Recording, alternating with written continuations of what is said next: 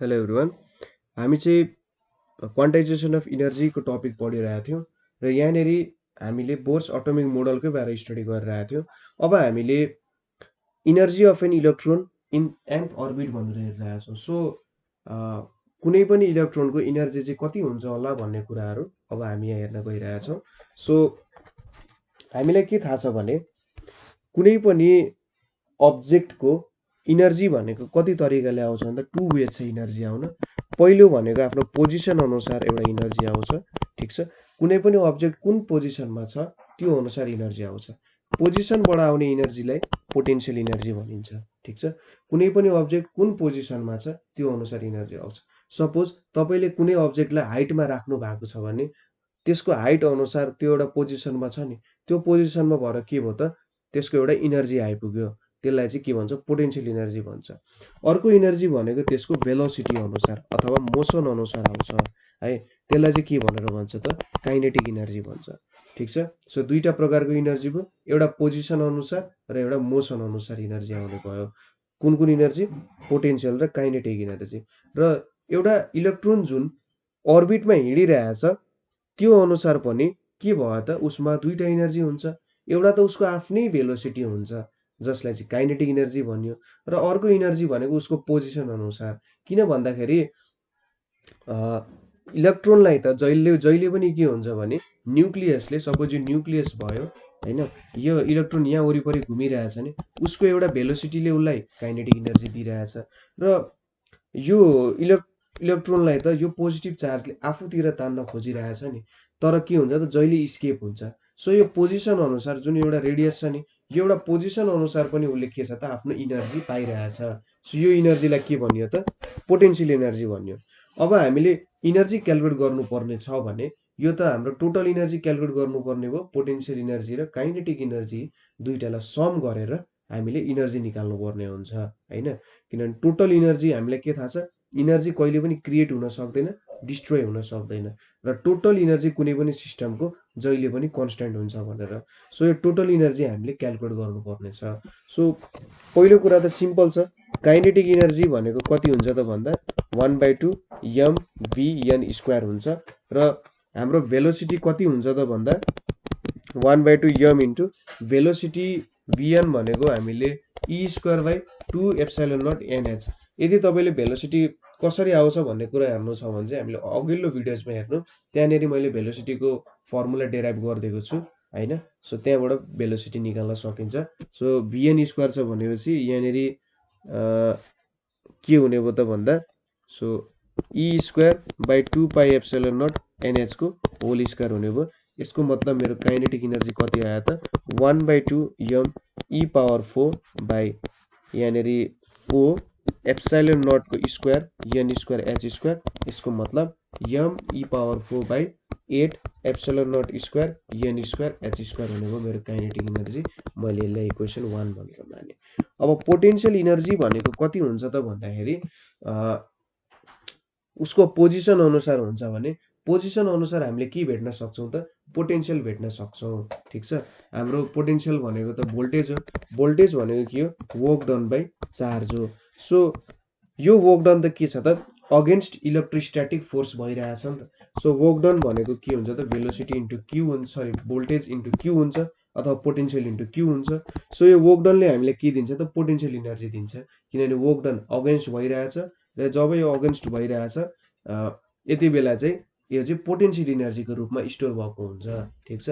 कस्तो कुरा गरिरहेछौँ भन्दा हामीले एउटा स्प्रिङ छ, स्प्रिङलाई हामीले जब तन्काउँछौँ, तन्काउँदाखेरि त के हुन्छ स्प्रिङ त आफ्नै ओरिजिनल पोजिसनमा आउन खोजिरहेको हुन्छ, तर त्यसको अगेन्स्ट काम गरिरहेछौँ भने त्यहाँनिर के हुन्छ पोटेन्सियल इनर्जीको रूपमा इनर्जी स्टोर भइरहेको हुन्छ। र जब हामी त्यो स्प्रिङलाई आफ्नो हातबाट छोडिदिन्छौँ त्यति बेला ऊ आफ्नो ओरिजिनल पोजिसनमा आउँछ।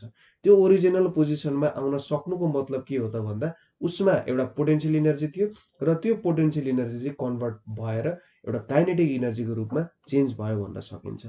सो यो पोटेन्सियल इनर्जी यहाँबाट के थाहा पाइयो त भन्दा पोटेन्सियल इनर्जी भनेको पोटेन्सियल ड्यू टु चार्ज अथवा न्युक्लियस भन्नु पर्यो, न्युक्लियसले पोटेन्सियल इनर्जी दिइरहेछ, nucleus at R distance into के गर्नु पर्यो त भन्दा चार्ज अफ इलेक्ट्रोन, ठिक छ। चार्ज अफ एन इलेक्ट्रोन गर्नु पर्यो हैन। सो यसले चाहिँ मेरो के दियो पोटेन्शियल एनर्जी दियो। अब पोटेन्शियलको भ्यालु के हुन्छ त भन्दा E/4πε0 Rn हुन्छ। अब यो फर्मुला कसरी आयो भन्ने कुरा चाहिँ क्लास 11 को कोलम्स लको च्याप्टरमा छ। त्यहाँनेरि हामीले कसरी डेराइभ हुन्छ यो पोटेन्शियलको भ्यालु गर्दै छौं। भिडियो धेरै लामो पनि छैन, छोटो छ। सो त्यो भिडियो एकचोटि रिफर गर्नु होला यदि तपाईले यो कन्सेप्ट बुझ्नु भएन भने। ठीक छ, E/4πε0 Rn हुन्छ। Rn भन्नुको मतलब चाहिँ के हो त भन्दा हामीले nth अर्बिटमा कति हुन्छ भ्यालु भनेर हेरिरहेका छौं। अब चार्ज अफ एन इलेक्ट्रोन कति हुन्छ त -e हुन्छ। यहाँ चाहिँ हामीले डाइरेक्सनको कुनै कुरा गर्नुपर्ने हुन्छ। -e²/4πε0 Rn भयो यहाँनेरि है, यो भ्यालु आयो। अब हामीले के थाहा छ रेडियसको भ्यालु भनेको चाहिँ ε0 n²h²/πm e² छ र यो रेडियसको फर्मुला पनि हामीले अगाडिको भिडियोजमा डेराइभ गरिसकेका छौं। त्यो भिडियोजमा रिफर गर्दा हुन्छ। -e²/4πε0 इन्टु Rn भनेको के हुन्छ πme²/ε0 n²h² हुने भयो। सो यो भ्यालु कति आयो त हाम्रो यो p छ नि। देयरफोर पोटेन्शियल इनर्जी भनेको कति आयो त हाम्रो माइनस पाई क्यान्सल हुन्छ होला है, पाई क्यान्सल हुन्छ भने me4 यहाँनेरि 4ε0 को स्क्वायर हैन, दुईटा ε0 छ n²h² भयो। सो यो मेरो इक्वेसन 2 भयो। अब टोटल इनर्जी भनेको कति हुन्छ त potential energy plus kinetic energy को सम हुन्छ। सो पोटेन्शियल इनर्जी भनेको -me4/4ε0 स्क्वायर n²h² हुन्छ र काइनेटिक इनर्जी कति छ त me4/8ε0 स्क्वायर n²h² भयो। अब यो दुईटालाई जोड्दाखेरि यहाँ कति आउँछ -2me4 plus me4/8ε0 square n²h² भयो। यसको मतलब हाम्रो टोटल इनर्जी कति आयो त भन्दा -me4/8ε0 स्क्वायर n²h² हुने भयो।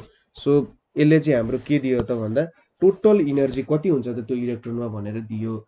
अब माइनस साइनले के दिइरहेछ त भन्दाखेरि हामीलाई बाउन्ड टु द न्युक्लियस भनेर दिइरहेछ। ठीक छ, हाम्रो यो इलेक्ट्रोन चाहिँ न्युक्लियसमा बाउन्ड भएको हो भनेर दिइरहेछ।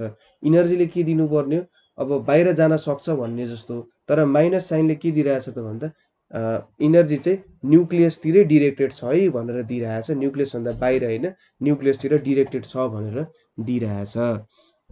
अब हामीले यहाँनेरि हेरौँ त यम कन्स्टेन्ट, ई कन्स्टेन्ट, एच कन्स्टेन्ट, यो ε0 पनि कन्स्टेन्ट हो भने इनर्जी भनेको त के हो -1/n² भनेर दियो। सो यसले के भनिरहेछ त भन्दा जति जति हामी माथिल्लो माथिल्लो अर्बिटमा जान्छौं त्यति त्यति मेरो इनर्जी चाहिँ के हुने रहेछ त धेरै हुने रहेछ। आउटर अर्बिटमा जाँदा चाहिँ इनर अर्बिटको भन्दा धेरै इनर्जी हुन्छ भनेर दिइरहेछ हैन। यहाँ कसरी धेरै भयो त भन्दा तपाईले यो बुझ्नुहुन्छ नि -1 ठुलो कि -2 ठुलो भन्ने कुरा। सपोज हामीले कुन ठुलो भनेर कसरी थाहा पाउन सक्छौं त 2 र 1 मा कुन ठुलो भन्दा 2 - 1 गर्दा 1 आउँछ, पोजिटिभ भ्यालु आउँछ नि हैन। त्यसैगरी 1 - 2 गरे भने -1 आउँछ। यसको मतलब के हो त 2 ठुलो हो किनभने 2 - 1 गर्दा पोजिटिभ भ्यालु आइरहेछ। सो -1 र -2 गर्दा के आउँछ त 1 आउँछ। ठीक छ, सो यहाँबाट के बुझिन्छ त -1 ठुलो -2 भन्दा। सो हामीले n को भ्यालु बढाउँदै गयौं, सुरुमा 1 राख्यौं भने en भनेको -1 आउँछ, 2 राख्यौं भने के आउँछ en भनेको -1/4 हुन्छ -0.25 आउँछ। सो n को भ्यालु बढाउँदा के हो त -0.25 आयो, यहाँ -1 आयो, यो -0.25 त ठुलो हो। सो जति जति हामी अर्बिट माथि माथि जाँदै गर्छौं त्यति त्यति इनर्जी चाहिँ बढ्दै जान्छ र यो कुरा हामीले ठ्याक्कै बुझ्छौं कि इनर्जी बढ्दै गयो भने के हुन्छ भन्ने कुरा हामी बुझ्छौं। अब बोरले एउटा इन्टरप्रिटेसन निकाले हाइड्रोजन एटमको, Bohr's interpretation of hydrogen atom. ठीक छ, Bohr's interpretation of hydrogen spectrum. So बोरले के इन्टरप्रेट गरे भन्दा सपोज यो मेरो न्युक्लियस भयो, यो मेरो दुईटा अर्बिट भयो है।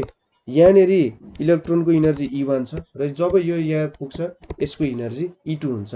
हामीले के पढ्यौं त भन्दा यहाँ भन्दा यहाँनेरि इनर्जी बेसी हुन्छ भनेर। सो जब E2 बाट E1 मा कुनै इलेक्ट्रोन आयो भने के हुन्छ त उसले त त्यही इनर्जी क्यारी गरेर आउन सक्दैन किनभने पर्मिसिबल छैन हैन सो उसले इनर्जी चाहिँ के गर्छ त फोटोनको रूपमा बाहिर फाल्छ सो E2 माइनस E1 हाम्रो सेकेन्ड पोस्टुलेट अनुसार E2 माइनस E1 भनेको HF हुन्छ अब E1 को भ्यालु कति हुन्छ त टोटल इनर्जी भनेको minus ME4 by 8 epsilon naught को square N1 square H square भयो त्यसै गरी E2 भनेको के हुन्छ त minus ME4 by 8 epsilon naught square N2 square H square हुने भयो मैले चाहिँ जे कुन अर्बिट हो भनेर त एक्ज्याक्ट हामीलाई थाहा छैन N1 र N2 भयो हैन सो अब HF भनेको के हुन्छ त E2 माइनस E1 हुन्छ है सो यो भ्यालुहरु हामीले सब्स्टिट्युट गर्यौं भने E2 भनेको minus ME4 by 8 epsilon not N2 को स्क्वायर H स्क्वायर माइनस यहाँ भित्र minus ME4 by 8 epsilon naught को स्क्वायर N1 को स्क्वायर H स्क्वायर भयो सो HF भनेको के भयो त minus ME4 by 8 epsilon naught को स्क्वायर N2 को square H square plus ME4 by 8 epsilon naught square N1 को स्क्वायर H स्क्वायर भयो अब यहाँनेरि हामीले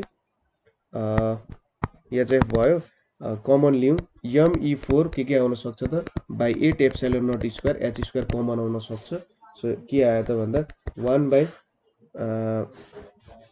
N1 square minus 1 by N2 square हाम्रो यहाँनेरि आइपुग्ने भयो हैन कमन लिँदाखेरि ME4 8 epsilon naught square H square common लियो भने त 1 by N square minus 1 by N2 square भनेर आयो सपोज यसलाई मैले इक्वेसन 1 भनेर माने हैन अब F लाई मैले यतै सरी यसलाई अझै नमानौं F लाई यतै राखे H लाई उतापट्टि लगिदिउँ ME4 by 8 epsilon naught square H cube 1 by N1 square minus 1 by N2 स्क्वायरले मलाई के दियो त फ्रिक्वेन्सी दियो यो फ्रिक्वेन्सीले मलाई के दिइरहेछ त भन्दाखेरि मेरो कुनै एउटा अर्बिटबाट जब तल्लो अर्बिटमा झर्छ मेरो लाइटको फ्रिक्वेन्सी चाहिँ कति निस्किन्छ भनेर यसले दिइरहेछ ठीक छ अब यहाँनेरि के हुन्छ त भन्दाखेरि एउटा वेभ नम्बरको कन्सेप्ट निकाल्नु पर्ने हुन्छ वेभ नम्बर भनेको चाहिँ के हो त भन्दाखेरि रेसिप्रोकल अफ वेभलेन्थ हो वेभ नम्बरलाई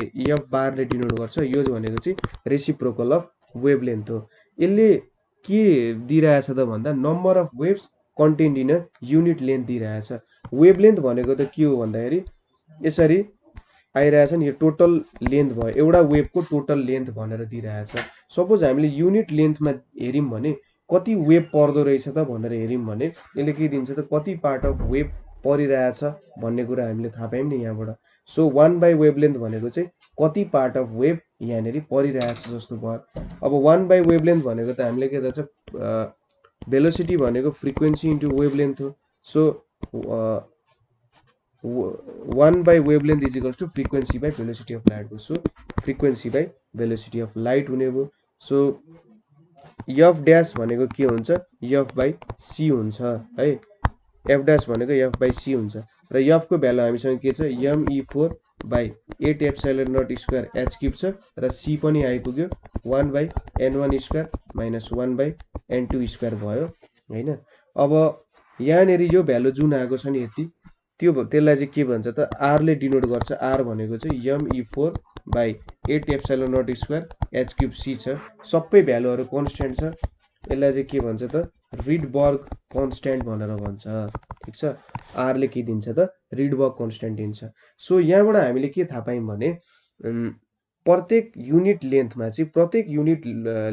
चाहिँ कति वेभ पर्ने रहेछ भन्ने कुराहरु यसले हामीले दियो अब यहाँनेरि हामीले भ्यालुहरु सब्स्टिट्युट गर्यौं भने me epsilon naught hc को भ्यालु सब्स्टिट्युट गर्यौं भने कति पाउँछौं त 1.097 into 1.097 into 10 to the power 7 per meter भनेर हामीले भ्यालु पाउँछौं ठीक छ यसले हामीले रिडबर्ग कन्स्ट्यान्ट दियो सो हाम्रो यो भ्यालु कति हुन्छ त wave number is equals to के हुने भयो Rydberg constant 1 by n1 square minus 1 by n2 square को यो दियो हामीलाई सो यो इक्वेसनले हामीले खासमा के दिइरहेछ त भन्ने कुराहरु अलिकति हेरौं के दिइरहेछ होला भनेर सो यो रिडबर्ग कन्स्ट्यान्टले चाहिँ के दिइरहेछ त भन्दा रिडबर्ग कन्स्ट्यान्टको पर मिटरमा छ है फर्मुला पर मिटर भनेपछि यसले के दियो त भन्दा सपोज एउटा एटम चाहिँ के भयो त भन्दा E2 बाट E1 मा झरिरहेछ हैन।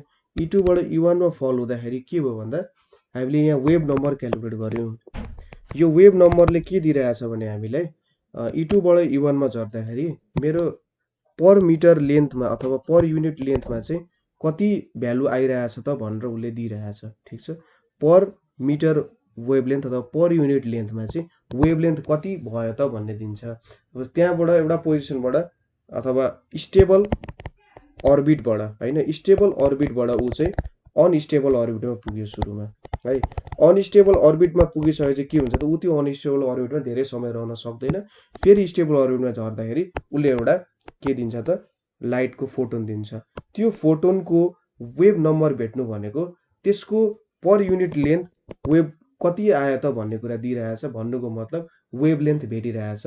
सो यो फर्मुला जुन छ यो फर्मुलाले चाहिँ हामीले वेभलेन्थ अफ फोटोन चाहिँ क्याल्कुलेट गर्न मद्दत गर्छ।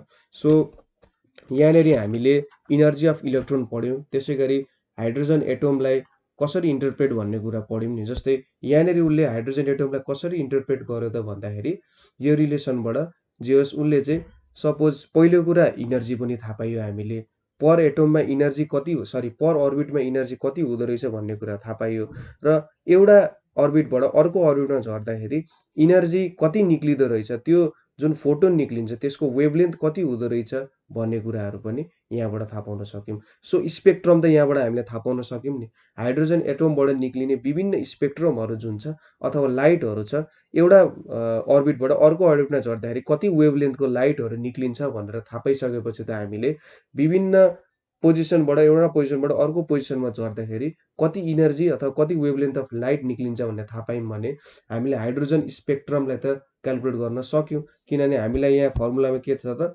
N1 र N2 छ। N1 भनेको तलको अर्बिट भयो, N2 भनेको माथि भयो र यसको भ्यालु त हामीले जति पनि हाल्न सक्छौं। त्यहाँबाट हामीले वेभलेन्थ क्याल्कुलेट गर्न सक्यौं भने हाम्रो स्पेक्ट्रम बनाउन सक्छौं।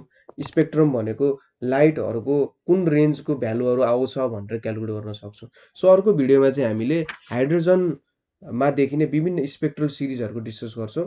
सो आजको लागि यति नै। कतै बुझ्नु भएन भने यु क्यान कमेन्ट अस हैन। Thank you for watching.